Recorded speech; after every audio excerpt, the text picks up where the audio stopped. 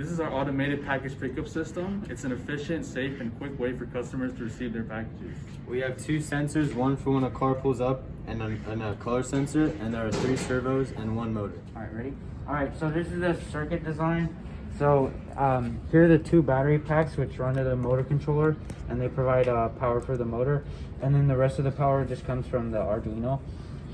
We have this breadboard here, which there's a main power strip as the red plus one, and then a main ground strip as the blue minus. So almost actually all the grounds come to this, and then there's a jumper wire coming from this ground to the ground on the Arduino, and then the 5 volt on the Arduino is going to this red main power strip. The servos are ran off, there's 3 wire servos, so there's 1 ground wire, 1 power wire, and 1 like information wire.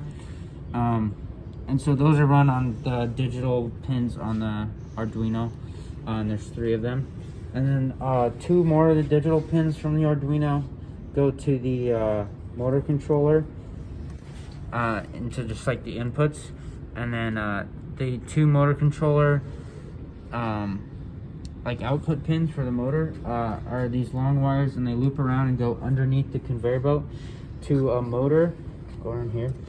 So the motor is right in here, and it's connected to this drive gear, and it's what turns the conveyor belt. And then so then we have the 4 pins, power, ground, and 2 digital for the ultrasonic sensor. And this is pointing out, and this is supposed to be the thing that like senses when the car or a person pulls up, and so it won't turn on if like the color sensor is accidentally tripped. So if like something goes in the way of the color sensor but there's no car there, then it won't work. So it needs both of these things to actually run.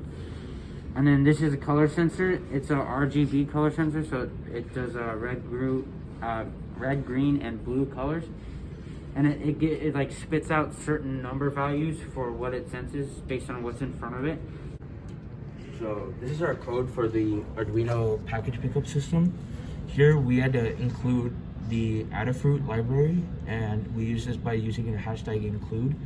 And then over here we had notes on which servo was where and like what we connected it to. So like we could always use this to reference it, where we have the servos, ultrasonic, the motors, and all that stuff, and the color sensor.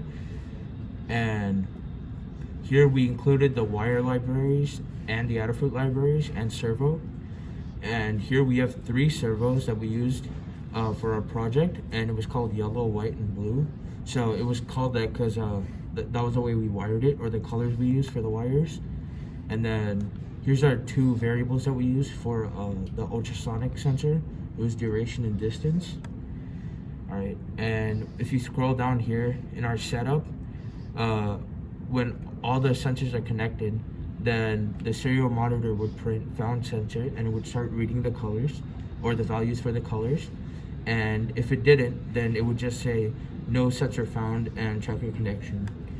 And we had that as like a fail-safe just to make sure. And here we listed the outputs and inputs for the ultrasonic, and here are the outputs and inputs for the servos. No, the motors.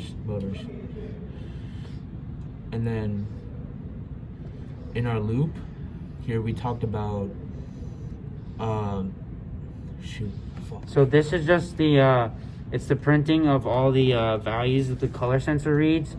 So it will when it will read the like different things it reads. So like the lux, which is just like the brightness, I think, the red value, the green value, the blue value, and the clearness. And then it will print those in the serial monitor as lux, R, G, B, and C. And so on the serial monitor we can see all of those values come up. All right, here below we have the value for the distance that we use for the distance sensor. And this is the distance sensor actual like sending and receiving of the signal. All right, so here's our first if statement. We have 3 main if statements, and this one is saying that if the blue recorded value from the color sensor is greater than 1300, which is just a number that it spits out, and the distance is less than 5 on the ultrasonic sensor, then the particular one that we have the blue package mapped to, the servo will push out the package onto the conveyor belt, and then the motor with the conveyor belt will turn on for 3 seconds, and then that gives it enough time to get to the end and then stop. And then the same thing is basically what's happening with the red one and the green one. It's just mapped to a different servo. And then we just have one else statement that's saying if none of those conditions are met, you just delay for 1/10 of a second and start looping again. So here we have the serial monitor up, and it just shows the different values like lux, RGB, and C. So like when you put something in front, you'll see one of those numbers spike, and that's what it uses to determine which one goes.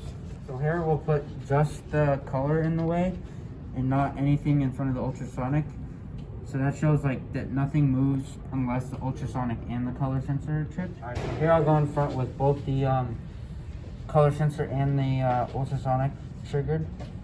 And then the middle one should push out, which is red. And there we go. The conveyor belt pushed it onto the tray, and then the customer just picks it up out of the tray. We're gonna scan the blue one. Should be this first one here.